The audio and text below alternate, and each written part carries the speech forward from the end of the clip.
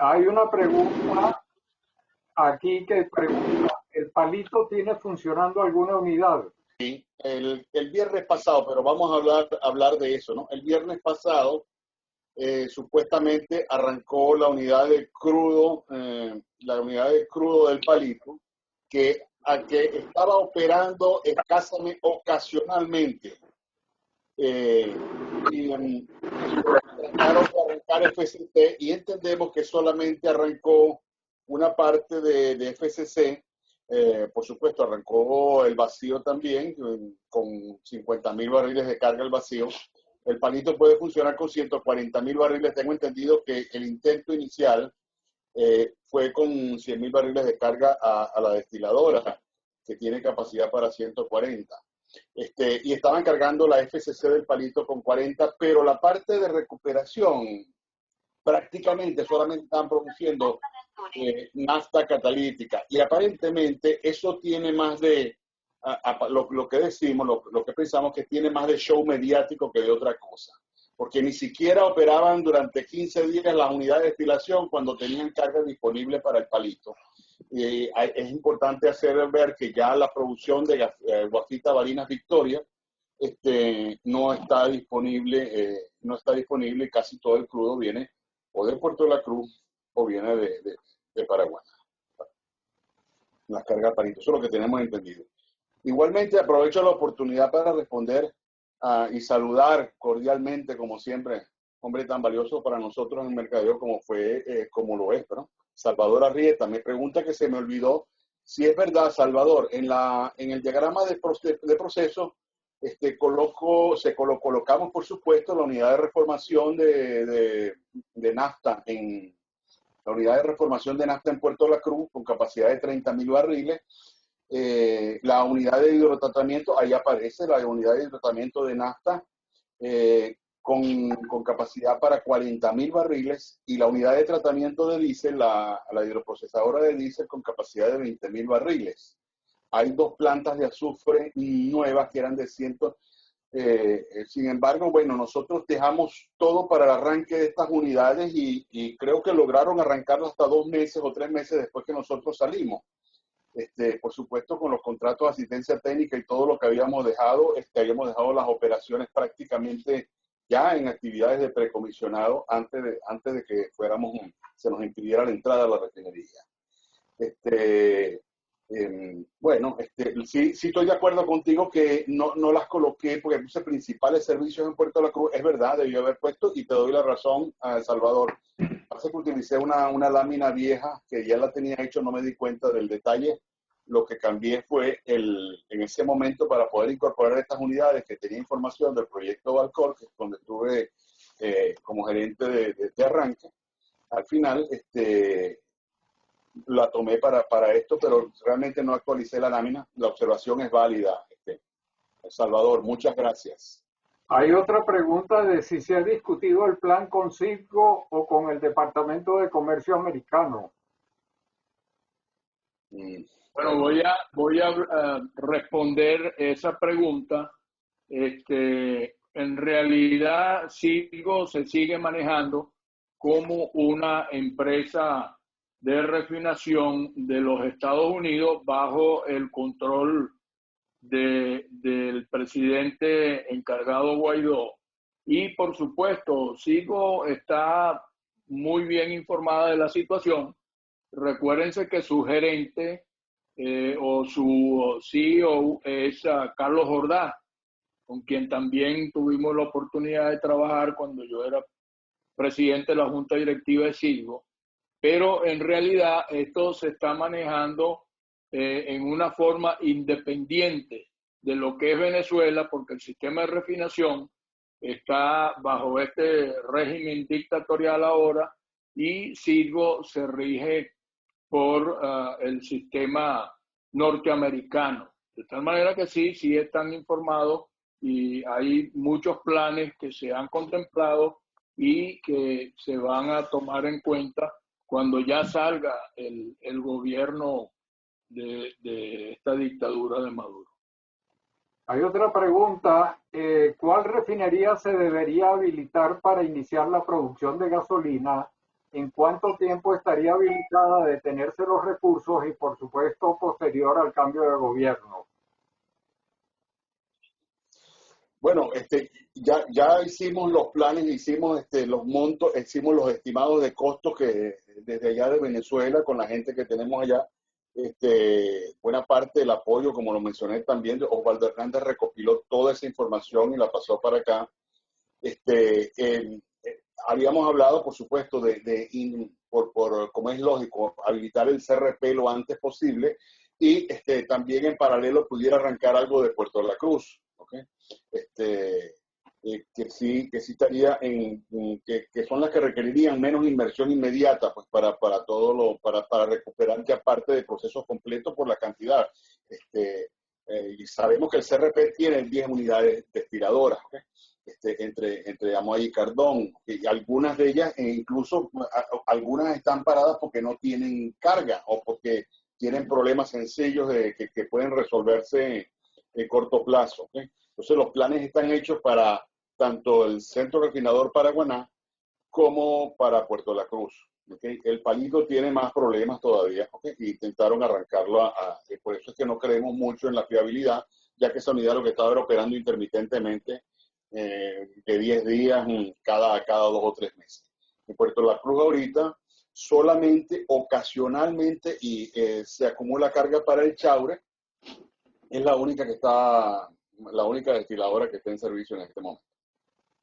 Ok, aquí hay otra pregunta. ¿Cuál es la visión sobre la importación inmediata de combustible por privados, enchufados o no? ¿Cómo se resolvería la distribución? Bueno, no sé si quieres contestar tú, Jorge. Yo por lo menos, yo lo único que puedo decir... René, perdón, ¿puedes responder eso? Ok. Ok. ¿Aló?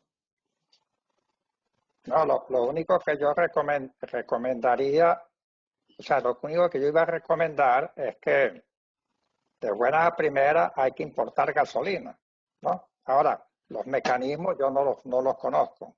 Alguien tiene que encargarse de negociar con los suplidores, consigo, con quien sea, ¿no? No sé, Jorge, si tú sabes algo de eso, yo no sé. Bueno, he entendido por muchas de los planes de emergencia, los planes del día de +1 ya están hechos. Eso lo ha repetido Horacio. Obviamente no se pueden dar detalles, pero sí sabemos que la primera acción inmediata que reclama la urgencia y la emergencia que está viviendo el país por falta de combustible, esa es la primera opción obvia, ¿ok? Ahora bien, no voy a dar detalles, todos sabemos los convenios, ya Jorge habló de que teníamos bien claro todavía una capacidad en el exterior que tiene que ser aprovechada al momento que esto sea posible, ¿ok? No quiero dar más detalles del plan, ni estoy autorizado, ni los conozco todos, ¿ok? Pero sí sé que obviamente esa va a ser la primera salida. Ahora, ahí ya está en el Congreso una discusión sobre las reformas a la ley de hidrocarburos para poder habilitar la plataforma legal que nos permita hacer ese, y obviamente, dado los niveles de inversión y la cantidad de recursos y de capitales y buscar el apoyo financiero que se requiere, es indispensable, es inevitable la participación del sector privado. Tendrá que estudiarse y analizarse hasta qué nivel y cuáles de las secciones del negocio, desde perforación y seguramente hasta el pozo final, tendrá que ser considerada por la inversión que tiene que hacerse, que el país en este momento, que sabemos que es de tierra arrasada, no va a poder mantener ni va a poder conseguir. Así tan fácil. Obviamente, ya deben estar hechos los planes de financiamiento. Estoy seguro que nuestro equipo gerencial está trabajando en eso y lo debe tener bien claro. Por la seguridad con que lo dice Horacio y con que he visto las fuerzas con que habla Evanán y todo eso sobre esa es una de las salidas. Obviamente llegaremos al acuerdo de cuáles van a ser los criterios, uno, para la fase de emergencia, que puede durar 1 o 2 años, ¿okay? Y para la fase ya de reconstrucción, una vez que se hayan hecho todas las inspecciones y validados los informes que tenemos.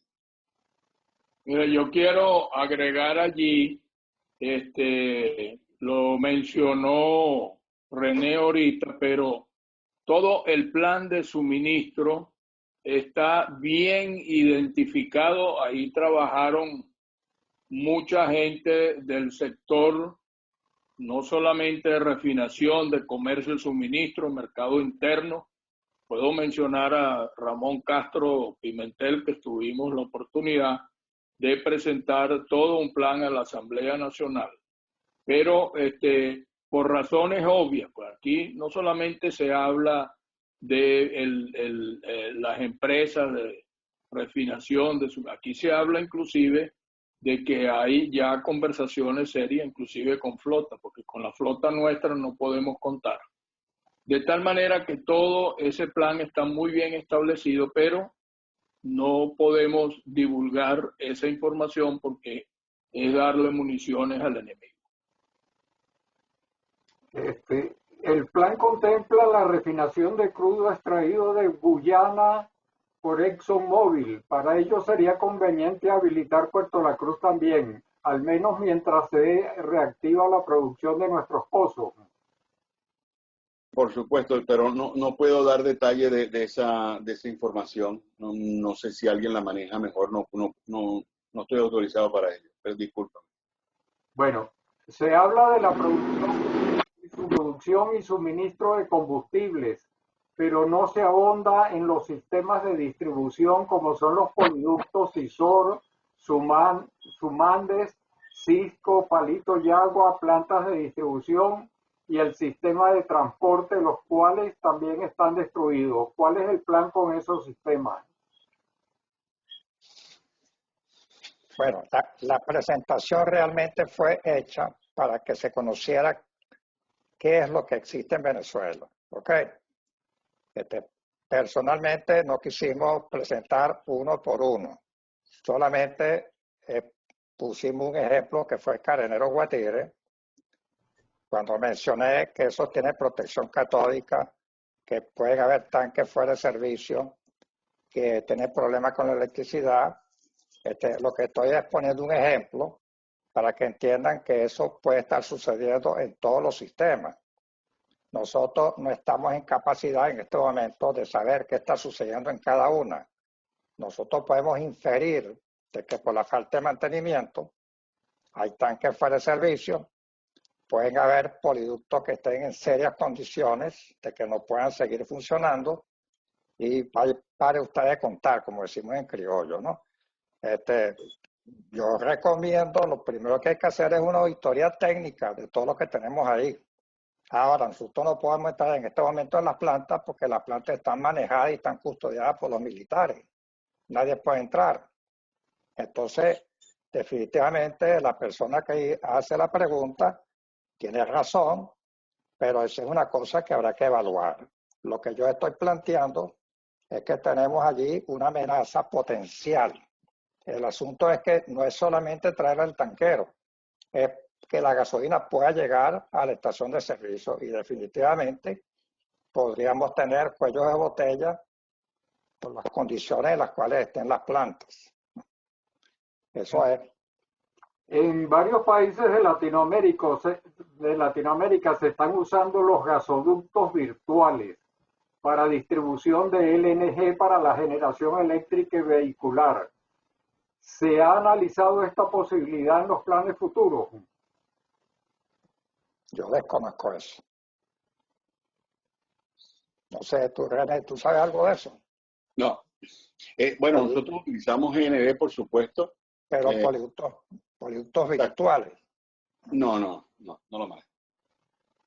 Ya fue respondida, ¿no? Pero quería hacer entonces un pequeño comentario, felicitar a Carlos, a René y a Jorge por excelente presentación. Uno que es un agente de exploración y producción se queda gratísimamente sorprendido de cómo la gente de refinación manejó ese negocio y llegaron a ser de clase mundial. Esto llama la atención poderosamente a los que descalifican al Estado como administrador. O sea, no es entrar a discutir si vale la pena privatizar, si no vale la pena privatizar. O sea, eso es una discusión bastante profunda, pero descalificar la gestión de PDVSA porque estaba en manos del Estado es realmente como que hay un resentimiento por no haber logrado los objetivos dentro del Estado, que se politizó, que tal. En la industria privada esas cosas pasan y con más intensidad que en las empresas estatales, porque las empresas estatales están muy fiscalizadas por el Congreso, por los gobiernos. Entonces, el amiguismo y la cosa funciona menos a veces que en la empresa privada. Porque es importante, ahora que se está dando esta discusión, o sea, apunten por otro lado los que dicen que PDVSA fracasó porque era del Estado, que fracasó fue el Estado. PDVSA no era la segunda, era la primera empresa petrolera mundial, y yo tengo un estudio de Pemex que lo publicó en el año 2000, que así lo demuestra, que lo he publicado mucho en petróleo, lo he editorializado mucho, un estudio que hizo Pemex, en donde en todos los, exploración y producción, en donde en todos los parámetros que se miden, PDVSA era la número 1, por sobre Exxon, por sobre Eni, por sobre Pemex, por supuesto. Es un estudio público, insospechado de que haya podido ser manipulado, ¿no? Porque lo hizo Pemex para analizarse a sí misma. Discúlpenme que haya cambiado el tema, pero quería aprovechar esta excelente presentación que muestra una industria petrolera muy bien gerenciada, muy poderosa, y que fue el gobierno lo que fracasó. Okay. No, pero perdón, Eduardo, yo quería mencionar eso porque no sé si quedó claro. Yo pienso que en ningún momento, yo no sé, por lo menos yo no lo dije, nosotros no estamos en ningún momento diciendo de que el Estado manejó mal la industria petrolera hasta que llegaron estos destructores. Es decir, Petróleo de Venezuela fue muy exitosa, no solamente en manos de las transnacionales, sino cuando la industria se nacionalizó, que de paso no se nacionalizó, lo que se hicieron fue adelantar las concesiones. De eso lo sabe mejor que yo Humberto Calderón Berti. Pero nosotros, por lo menos yo no he oído esa expresión. Pienso que el Estado venezolano manejó bien el sector petrolero. Lo que sí hizo el Estado venezolano fue no meterse en las actividades medulares de la industria y nos dejó a nosotros, que inicialmente trabajamos en las filiales, llevar a cabo las decisiones del negocio. Petróleo de Venezuela y el ministerio lo que hacían era aprobar los presupuestos, los planes, pero no se metían directamente en las actividades de exploración, producción, refinación, comercio, etcétera. De manera que sí, definitivamente el petróleo de Venezuela fue muy exitosa en manos de irresponsabilidad de los presidentes democráticos que hubo en Venezuela a partir del año 58, iniciándose con Rómulo Betancourt y terminando pues antes de que llegaran este grupo de dictadores. Pues eso sí no se puede llamar gobierno, es una dictadura. Okay. Sí, yo quería sí, también acotar eso, por supuesto.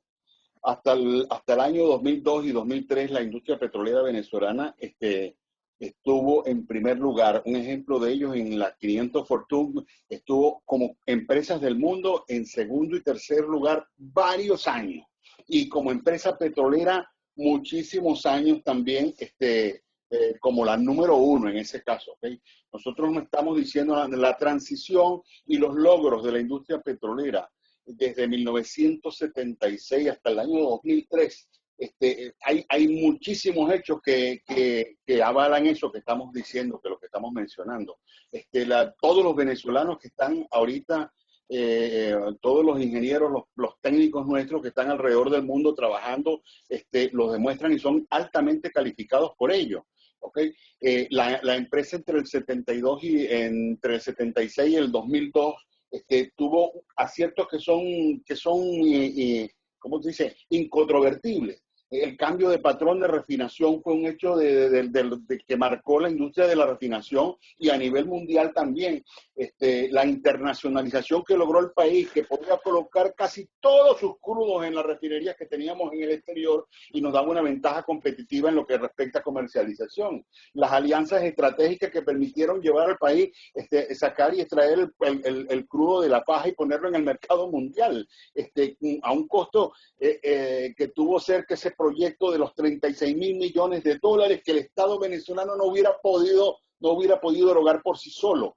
¿Okay? Esos fueron grandes éxitos de la industria y nuestra gerencia marcó ese camino. Nuestros directores tuvieron, esto es prueba clara de lo acertado de esa gerencia. Ahora bien, lo que está ahorita es una circunstancia, es seleccionar entre cómo podemos nosotros viabilizar los planes de rescate de la industria, porque la verdad está dicha hoy, no hay ni gasolina. En el cuarto productor mundial, el tercer productor mundial, no hay gasolina en este momento. Deja claramente dicho lo que fue el fracaso de este régimen hasta ahora, ¿entiendes?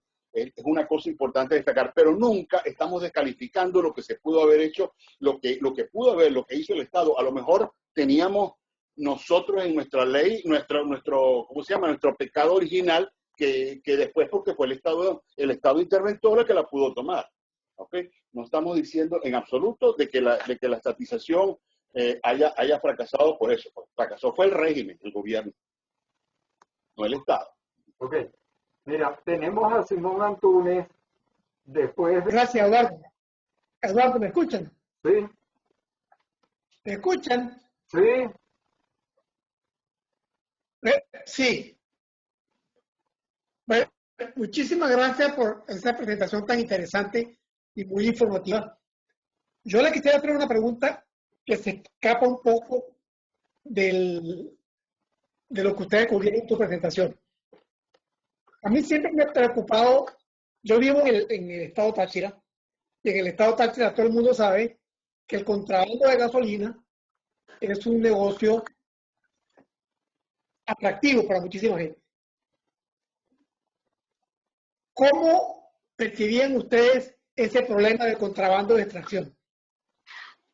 Porque además del contrabando para el uso de la gente común y corriente en Colombia, el principal uso de esa gasolina era para la producción de cocaína.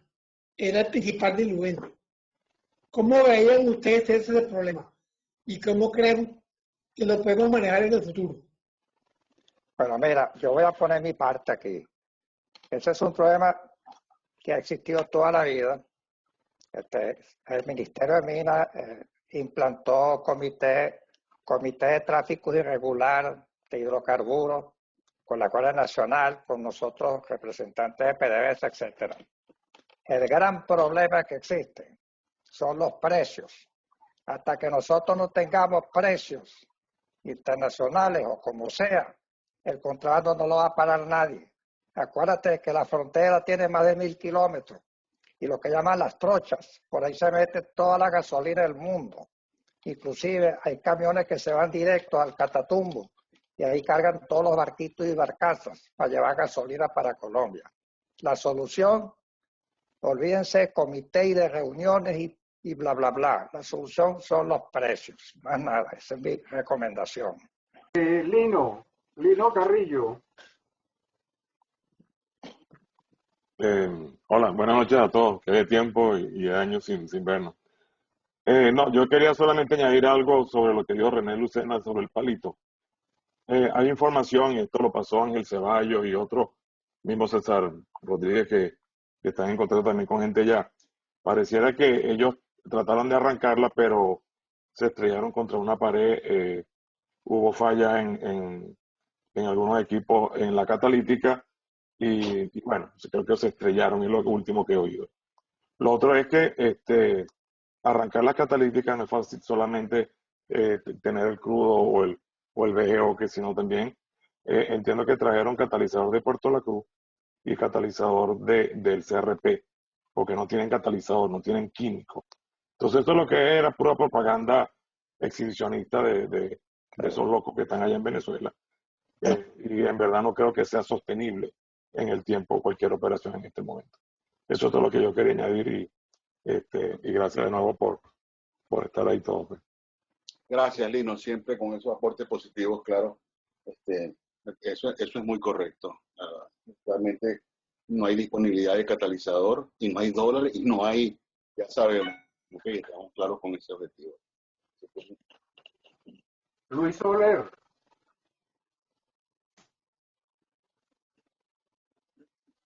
¿Me escuchan? ¿Sí? ¿Aló? ¿Aló? ¿Sí? ¿Cómo estás, ¿Me Luis? escuchan? Adelante, Luis. Buenas tardes y bueno, gusto de nuevo. Mira, el tema que me sigue preocupando a mí es el tema de la situación actual de la gasolina. El tema de la gasolina aquí, muchos no están en Venezuela, no se trata de que el sector privado o los privados tengamos o no tengamos gasolina. El problema es que se está cayendo hasta la producción de alimentos por la falta de gasolina en los campos. Eso ya está cantado de que la producción de alimentos, que ya era precaria antes de esta situación, bueno, va a ser un desastre lo que se nos viene encima en este segundo trimestre del año y el tercero, justamente por eso. Cosechas perdidas y cosas por el estilo. Entonces, yo creo que el tema de la importación inmediata de combustible es un tema que debe ser analizado con su arista política y todo lo demás. Esa es mi opinión. Bueno, déjame agregar algo solamente, ¿no? Nosotros aquí sabemos lo que está pasando. Acuérdense que Venezuela es un país que se mueve sobre ruedas. Todo sobre ruedas. Todo se transporta en camiones, cañoncitos y gandolas. Y ahorita hay un gran problema con los agricultores de los Andes que no pueden llevar las verduras a las capitales, los cultivadores de papa, etcétera, etcétera, ¿no? Yo conozco muy bien la información. Y la gran solución es importar gasolina. Pero hasta ahí llega mi comentario. Lo demás es lo que hemos hablado aquí. ¿Quién la va a importar? ¿Cómo se va a hacer? No hay producción de gasolina, hay que importarla. Y el pueblo va a seguir padeciendo. Por supuesto que va a padecer hasta que no aparezca la gasolina. Y aquí lo que va a venir en Venezuela es una hambruna, caballero. Porque no están llegando los alimentos a los mercados. Todas las verduras, las lechugas se están perdiendo porque no hay cómo transportar. Están vendiendo 20 litros de gasolina en una estación de servicio por $50, ¿no? Y entonces cuando el campesino pasa de San Cristóbal o de los Andes hasta Barquisimeto, por ejemplo, hay como 10 alcabalas. Entonces ahí la guardia le quita la mitad de la carga y le quita $, de comisión, etcétera, etcétera. Entonces, la solución es importar gasolina. ¿Quién lo va a hacer? Bueno, yo no. Eso no está en mi decisión. No sé, yo creo que Jorge ha hablado bastante de eso, ¿no? Hay un plan para importar, pero no vamos a hacer nosotros. Y yo lo que quiero es mencionar que si es muy cierto, el problema no va a ser solamente la parte del suministro de combustible. El problema va a ser cómo en realidad controlar el país. Yo siempre he dicho que sin el apoyo de las Fuerzas Armadas, y sabemos que están controladas por el régimen dictatorial, pero sin el apoyo de las Fuerzas Armadas, nosotros no vamos a poder ni distribuir los combustibles, ni los alimentos. Y yo me pregunto, ¿quiénes piensan o quiénes pensamos nosotros que van a sacar los cubanos? Que hay miles de ellos metidos en Venezuela, no solamente en las Fuerzas Armadas. Los cubanos están metidos en todas las actividades administrativas en Venezuela. Entonces, ese para mí es el punto y lo vengo planteando desde hace tiempo. La gente de Benamérica y de otras organizaciones conversado con militares en situación de retiro, pero si no contamos con nuestras Fuerzas Armadas, que yo creo que ahí hay conciencia y no todos son gente corrupta que están metidos en las actividades de narcotráfico. De manera que ese hecho es muy importante y pienso que debe haber un gobierno de transición con autoridad y que pueda tomar decisiones. Porque, señores, lo que se nos viene es una anarquía. Y repito, la única manera de controlarlo es a través de las Fuerzas Armadas. Nadie va a venir del exterior a hacer lo que nosotros, los venezolanos, debemos de hacer. Tiene la palabra Horacio Medina. Gracias, Eduardo. Bueno, primero que nada, buenas noches. No voy a caer en la tentación de desvirtuar el tema, de salirme del tema, pero voy a hacer algunas cuestiones puntuales. Lo primero que quiero hacer, porque creo que es justo y necesario, es un reconocimiento verdaderamente importante a Eduardo Betancur, a Carlos Sánchez y a Carlos Moreno, Benamérica VAPA. Yo tengo el privilegio de coordinar el grupo de energía, pero sin Eduardo esto no hubiese sido posible. Y creo que es justo ese reconocimiento. Nosotros, este esfuerzo de los webinars arrancó el 3 de abril y ya el próximo viernes nosotros vamos a hacer el quinto. Quiere decir que en 3 semanas habremos hecho 5 webinars en este sentido. Yo quiero solamente referirme a un par de cosas que dijo, por cierto, René, algo que ha dicho Jorge recientemente, y tengo una pregunta final para François. Yo quiero referirme a lo siguiente. Ciertamente hay un plan de emergencia. Yo creo que algunas desavenencias que han surgido últimamente, con las cuales aparentemente yo no estoy de acuerdo, no es eso lo que estoy diciendo.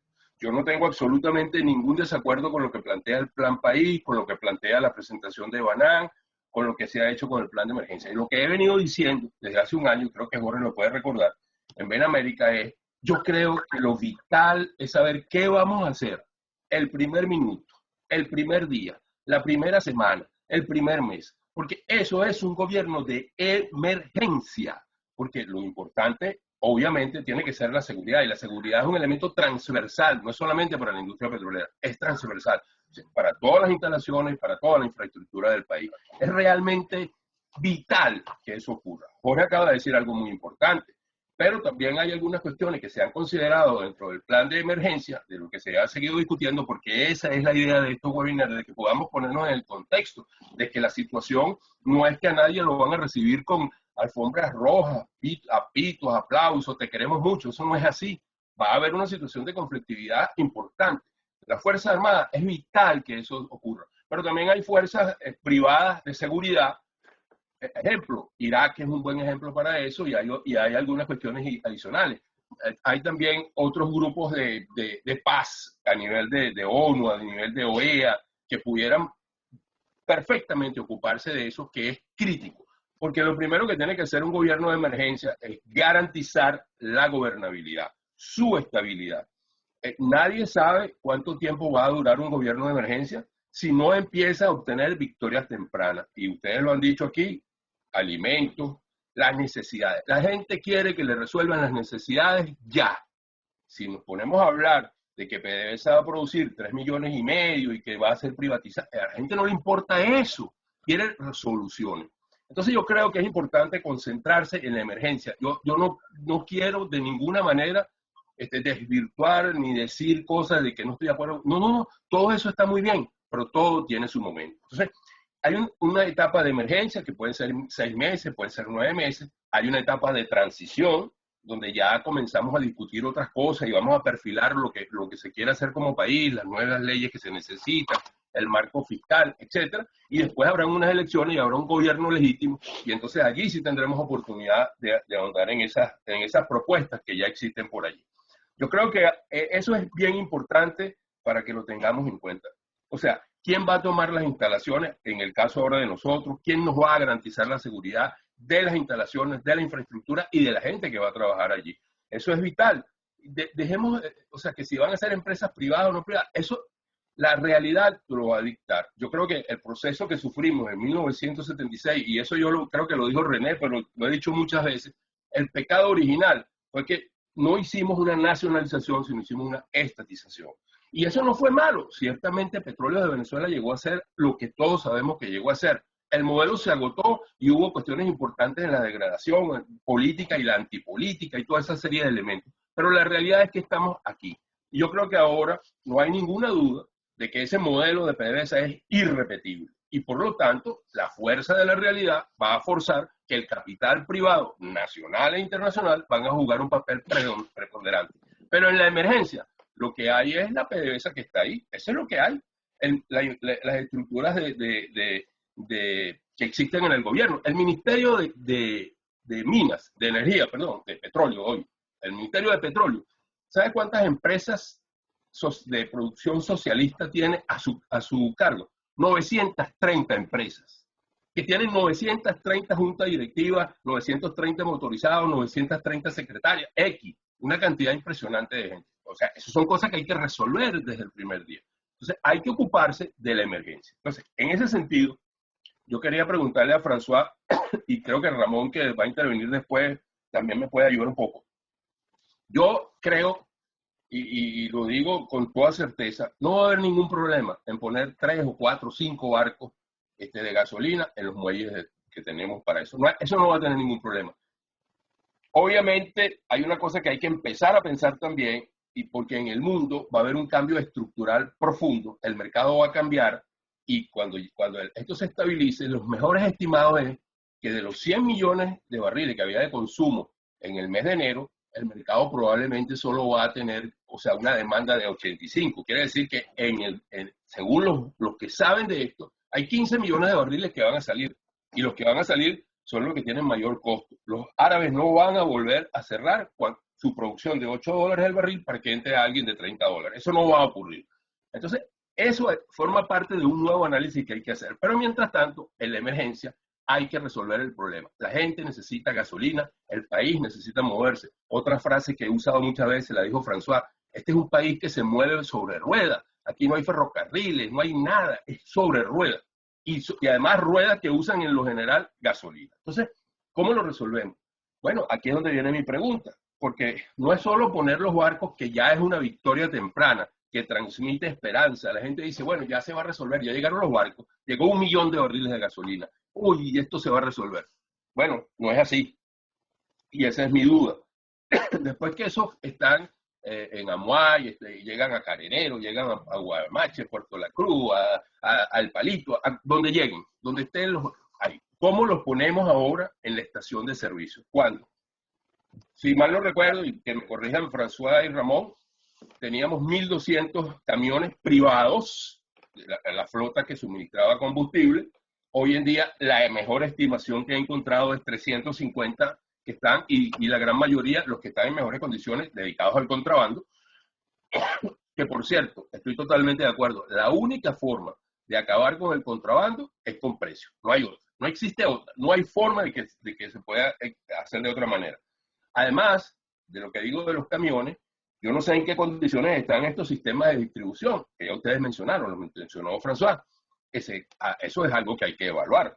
No sé, aparentemente hay algunos de ellos que funcionan, que han estado funcionando. Eso va a depender mucho para que la gasolina llegue. Y lo otro es las estaciones de servicio. Hay un número importantísimo de estaciones de servicio, por lo que yo he podido preguntar y averiguar, que tienen problemas con la manguera, con el pico, con los tanques contaminados, etcétera, etcétera, etcétera, etcétera. Lo otro, ¿cuál es el precio que va a tener el primer día? ¿Quién va a servir la gasolina? Hoy en día son los bomberos, como le decimos nosotros, los que compran la gasolina, le pagan al camión de la gasolina, y ellos negocian con la gente que viene a comprar y le dan una platica al dueño de la estación de servicio.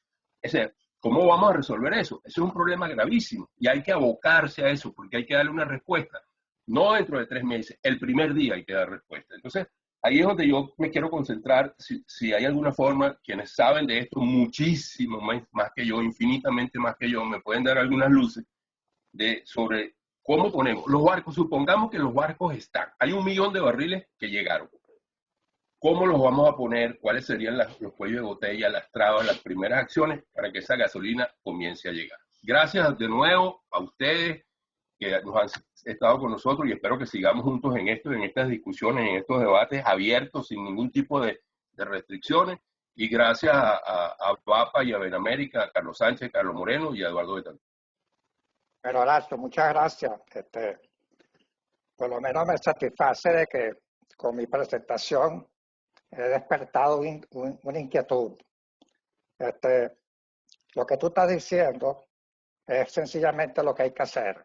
Pero bueno, yo me brindo para hacer eso, pero ¿cómo lo podemos hacer? Por supuesto, los camiones están en mal estado. Las plantas pudieran estar en muy mal estado también.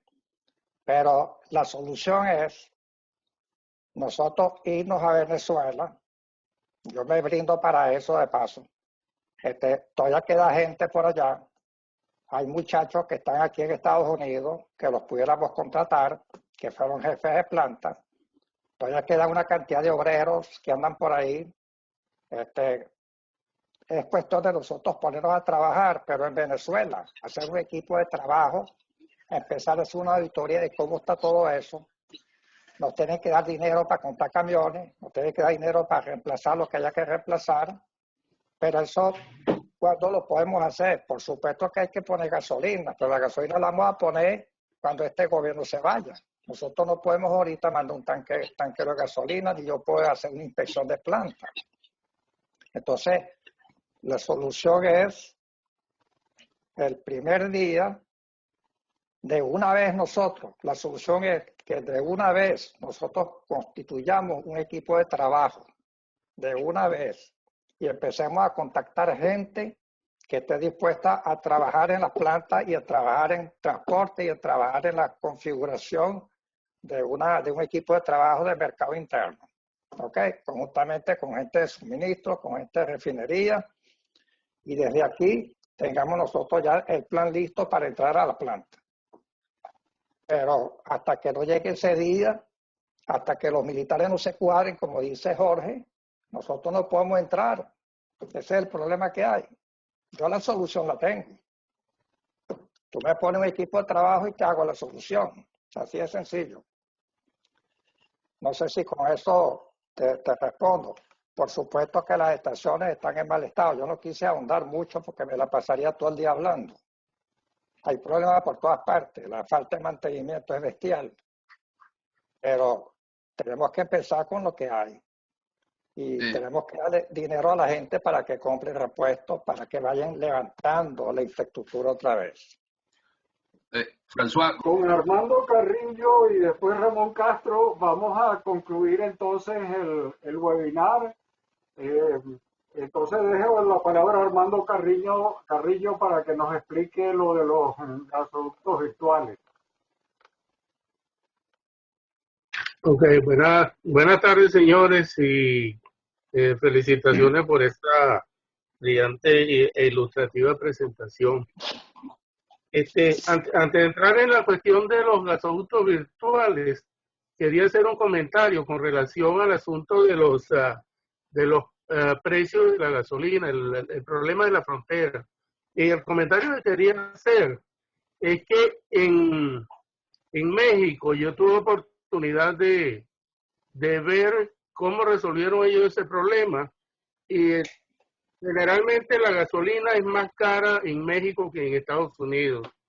No entiendo 100% por qué razón, pero ¿qué fue lo que hicieron ellos? Ellos llegaron, el gobierno reguló todo lo que está dentro de una faja de 50 kilómetros a lo largo de la frontera con Estados Unidos, y pusieron el precio de la gasolina a fluctuar en todas las bombas de gasolina, al fluctuar al mismo precio de Estados Unidos. Y allí con ello lograron resolver el problema de flujo de gasolina dentro de la frontera hacia un lado o hacia otro. Le ha funcionado muy bien, pues la gente lo piensa dos veces antes de echarse 50 kilómetros por esa carretera que de paso está plagada de bandidos que tú no sabes en qué momento te paran una autopista, una patrulla, y no es la policía, sino son uno de los bandoleros que están ahí. Entonces, era solamente quería hacer ese comentario por allí. Con respecto al asunto de los gasoductos portátiles, ya Yo he visto las experiencias que hay en México, ya hay en Colombia también, en Argentina hay unas compañías fuertes, en Estados Unidos también hay unas compañías fuertes, pero en Latinoamérica ya las hay, donde están haciendo el transporte de LNG, lo toman de las mismas plantas y lo llevan el gas licuado en unos camiones que pueden transportar hasta 80 toneladas de 80, 100 toneladas de LNG, y entonces tienen sus gasificadoras a nivel de estaciones. Conozco una particularmente en el aeropuerto de Ciudad de México y el aeropuerto de Monterrey operan, donde ellos estacionan sus trailers y de allí gasifican y llenan los tanques de los taxis. Aproximadamente unos 3 a 4 mil taxis en cada una de esos dos aeropuertos. Y también hay otro experimento que vi en México, es una papelera que tiene una planta de generación y ellos están llevando, les sale más barato llevar el LNG, los gasoductos de estos portátiles, ellos están en Monterrey, en lugar de utilizar el gas industrial que le vende Pemex. Y ha sido bien exitosa esa experiencia y muy rápidamente ejecutable. Estos son equipos, unos trailers bien. Entonces, sí, definitivamente esto es una posibilidad para la eventual importación de gas, mientras en el día siguiente, tal cual como hemos hablado, que mientras hacemos las evaluaciones, esto ayudaría a resolver bastante la situación y después pudiera quedar como una solución permanente para aquellas áreas remotas donde no es económico lanzar un gasoducto. No sé si hay alguna pregunta. Déjame aclararle algo a cuando yo presenté la última lámina que se refiere al gas natural vehicular. Esas son las estaciones que están a lo largo del gasoducto principal que tenemos en Venezuela, y ellas se nutren con el gas de tubería que está en las ciudades, ¿no? Ese gas llega a 3.000 libras y entonces pasa al compresor y entonces el automóvil carga en la estación de servicio. Yo lo que te estoy entendiendo es que tú estás hablando de unos camiones que se cargan de gas y van, por ejemplo, a un pueblo, y allí los taxistas y los carros pudieran cargar gas en ese camión. Eso es lo que estoy entendiendo. O sea, estaríamos hablando de una estación portátil, ¿no? Por llamarla de otra manera. El único problema que hay, en caso de que haya suficiente gas, el único problema que hay es que habría que importar las bombonas, habría que importar todo el sistema de válvula y tubería que va de la bombona hasta el motor. Ahí hay que poner una adaptación especial, porque el motor tiene que seguir funcionando con gas y con gasolina. Ese es un sistema bastante costoso y eso requiere un tiempo para importar, ¿ok? Igual que las gandolas, yo no sé. Tu idea es buena, pero más rápido, pienso yo, va a ser suministrar gasolina con las plantas como están actualmente. Pero es una idea que hay que explorar y me parece maravillosa. Pero, a François, yo creo que el mensaje tanto de Horacio como también lo que ha venido mencionando Jorge y el doctor Emanuel Romero, nos llama a que estemos repensando de inmediato cómo haríamos para resolver la situación de suministro con el estado que están las instalaciones y las estaciones de servicio en Venezuela que mencionaste. Buscar ideas de poder llevar, cómo se surtió en Irak los vehículos del ejército, y llevaron camiones cisternas que entregaron gasolina en sitio, directamente. Y habrá que hacerlo así en el país mientras se recuperan las estaciones de servicio. Llevar los camiones cisternas, entregando y despachando directo, por supuesto. contractor arriba vigilando, porque la situación no va a ser fácil. Y decir que vamos a cobrar la escalación de los precios tiene que hacerse también de una manera gradual lo antes posible para evitar el contrabando de extracción. ¿Se refiere a buscar esas ideas tal cual que lo estás planteando como en el gasoducto virtual o igualmente para los ¿cómo se llama? Igualmente para la gasolina de vehículos, mientras resolvemos el problema de acondicionar las estaciones de servicio? Inicialmente tendrá que ser así. No hay otra salida, buscar otro tipo. Una cosa rápida, llegar con 600, 1000 y 1500 camiones a surtir, cada uno como si fuera una isla de una estación de servicio. Ok, pero para eso tenés que tener los camiones. Entonces, Bueno, fíjate, Horacio tiene una cifra. ahí es donde está la solución de Banan, Francisco. Ahí es donde está la solución de Banan. Los privados no tendrían ningún problema en llevarse los camiones y surtir de esa manera. La distribución, disculpa la interrupción, la distribución de gasolina no es un problema. Ahorita se distribuye gasolina, lo que es que no hay. Y tenemos los pimpineros que también son una fuerza laboral importante, y no de mencionarlo, ¿no? Al tener la gasolina en el puerto, la gente la va a buscar. Pero quiero aprovechar para decir que el precio justo de la gasolina es la herramienta más poderosa que tiene Venezuela para salir de la pobreza. Eso es demasiado dinero que se está yendo por la frontera, que se está gastando. Si tú pones, y ahorita la gasolina en Asturias se está vendiendo a $1 el litro. Y la gente lo está pagando. Bueno, tiene Bueno, yo les aseguro a ustedes, yo les aseguro que comenzó la transición, Horacio, comenzó la transición ya. nosotros una vez que establezcamos los precios, sobrará el particular que compre camiones y se ponga a distribuir gasolina. Y ese es el punto de la privatización. Okay. Bueno, una sola cosa para dejarle la palabra a Ramón. Una sola cosa para dejarle la palabra a Ramón. Bueno, una sola cosa para que estemos claros. Yo no tengo ningún problema con la privatización. La pregunta que yo hago y me hago. El día 0 más 1 minuto.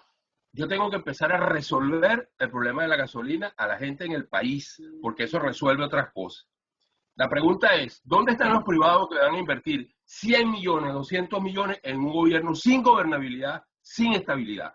Eso es factible cuando entremos en la etapa de la transición. En la emergencia tenemos que resolverlo de otra manera, y hay que resolverlo con lo que hay. O sea, yo no tengo problema con eso. Exacto. Mi pregunta, ningún privado le va a meter ni 500 millones a la producción, ni 200 millones a la refinería, ni 100 millones al mercadeo en los primeros meses ni en los primeros 2 meses, porque primero es wait and see. Hay gobernabilidad, hay estabilidad, ¿quién tomó el control? Porque puede suceder que a los 10 días tumban este gobierno y viene otro. Pasó en Argentina.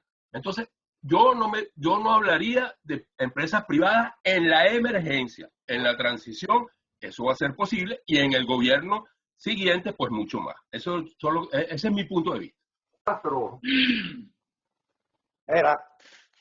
Sí, te oímos.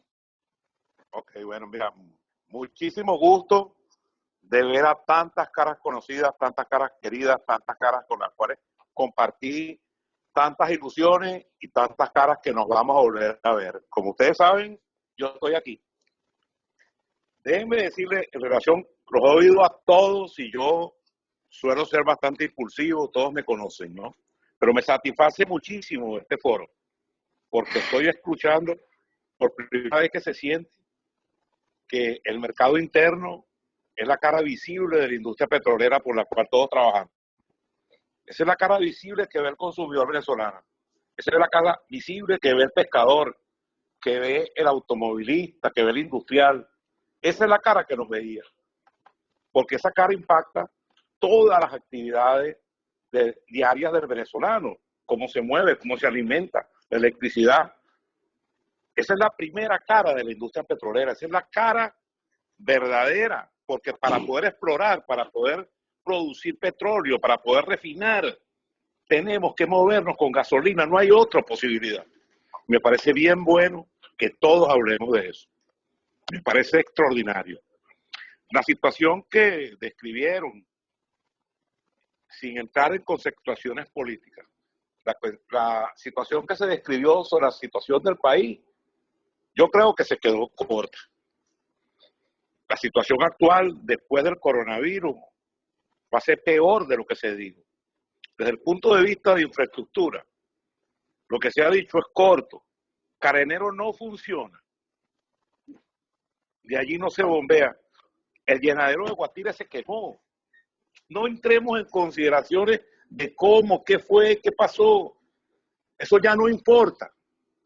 Ese llenadero no funciona. De las 1.450 gandolas que habían en 1998, escasamente hay 400, 350. Eso tampoco importa. Es cómo vamos a hacer en el futuro. El futuro es desde ahorita. No es desde la transición. Cuando llegue la transición, vendrá la transición. Pero el futuro es desde ahorita. Mira, yo en realidad me he puesto a pensar y mira, cada vez que le doy más vuelta y vuelta y vuelta, el mercado interno tiene toda una variedad de productos, la complejidad, la volatilidad, la importancia estratégica. Ahora es que estamos viendo la crisis verdadera de lo que es el mercado interno. Mira, cuando uno habla y dice, ¿qué es lo que vamos a hacer? ¿Qué es lo que ¿Me escuchan, por favor? Entonces la situación es realmente más grave de todo lo que se describió. Y yo la vivo, la conozco, la sufro y la transmito por todos los medios que yo pueda transmitirla hasta el día que me muera. O sea, gandolas, mira, los tipos trabajan y cómo hacen, pero ellos son los que están ahí, mira. Como dijo Horacio, o no sé quién fue que lo dijo, por la manera que sea, hoy en día llega el producto al consumidor venezolano. Y lo que hay que hacer en el momento de la emergencia, y la emergencia parte de hoy o de antier, es que continúe llegando la gasolina. Porque si la gasolina no llega, los problemas van a ser a la enésima potencia de lo que hablamos. Entonces, tiene que haber una solución política a cortísimo plazo. Cuando la gente habla y dice, pero la solución es la importación de gasolina. Bueno, miren, mi amigo, muy bien, vamos a importar la gasolina. Pero usted primero me deroga una ley que se promulgó en el 2008, que la firmó el presidente Chávez y la firmó Silvia Flores, que estaba en el Congreso. Esa ley hay que derogarla. Ah, no la vamos a derogar. Bueno, tú lo manejas como tú quieras. Pero hay que hacer una solución política a cortísimo plazo para, primero, las estaciones de servicio están en el suelo. No luce viable la adecuación de ninguna refinería en un periodo inferior a 6 meses. Ya se vio lo que pasó en el Palito. ¿Qué hacemos? Mira, gústenos o no nos guste, es perentorio, ineludible y obligatorio a la menor brevedad posible liberar la importación de combustible y todos los productos del mercado interno para que lo ejercite el sector privado. Y el precio será el precio que dé el valor alterno de importación. ¿Y cómo se va a hacer? Haciéndolo. Ahora, eso tiene consecuencias.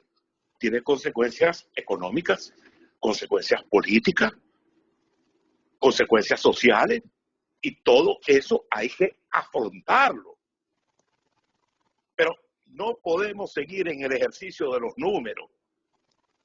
Tenemos que empezarnos a concientizar que la PDVSA azul, que se quiso muchísimo, no es viable.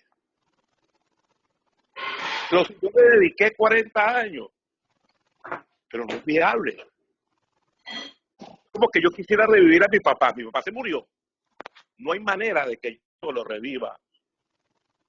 Y todos me conocen, todos saben que yo fui un luchador incansable por la nacionalización del mercado interno en el 1973. Renuncié a la móvil porque creí en esa nacionalización. Regresé a la industria y todos saben de mi esfuerzo, pero lamentablemente lo que pasó, pasó. Estamos en una realidad y la realidad es que tenemos que salir adelante, porque antes de todo somos venezolanos y tenemos la obligación de sacar el país adelante como sea. Y como sea, es donde sea y con lo que sea. Yo no sé si con eso les transmito mi sentir. Yo creo que la mejor solución es buscar el camino, por el camino que sea, a buscar primero la participación del sector privado. No hay salida para este gobierno, ni para el que venga, ni en la emergencia, que no sea la importación de productos. Ahorita están llegando 600.000 barriles. Muy bien. ¿Qué demuestran los 600.000 barriles? Mira, los 600.000 barriles demuestran de que cuando se quiere se puede, de que sí hay dinero para importar, de que el bloqueo no es lo que importa para que llegue la gasolina a Venezuela. Ahora, ¿qué es lo importante? Que esto continúe, que el pueblo siga recibiendo, porque es que si no, ¿qué vamos a hacer nosotros con miles de planes si el pueblo se muere de hambre y aquí en verdad hay una convulsión social? ¿Qué hacemos? ¿Seguimos escribiendo? No vale. Yo creo que todos tenemos que hacer lo que estamos haciendo. Salir adelante y estoy seguro de que vamos a salir. Yo no sé si tienen alguna pregunta que yo en verdad con mucho gusto se las respondo bajo mi punto de vista con la vehemencia que me caracteriza y a la vez con el conocimiento y el profesionalismo que tengo. Ok, y gracias. Bueno, Ramón, muchas gracias. Y con eso, amigos, cerramos este foro. Ya llevamos más de 2 horas y ha sido un éxito. Felicitamos a los expositores, a Jorge, a René y a François. Y los invitamos para el próximo foro que va a ser el viernes y donde vamos a contar con el doctor Francisco Monaldi en un nuevo marco institucional, fiscal y contractual para la industria petrolera de Venezuela. Entonces, muchas gracias por su asistencia y les damos las gracias a VAPA, a Carlos Moreno por facilitarnos la plataforma y a nombre de Benamérica los invitamos a este ciclo de foros.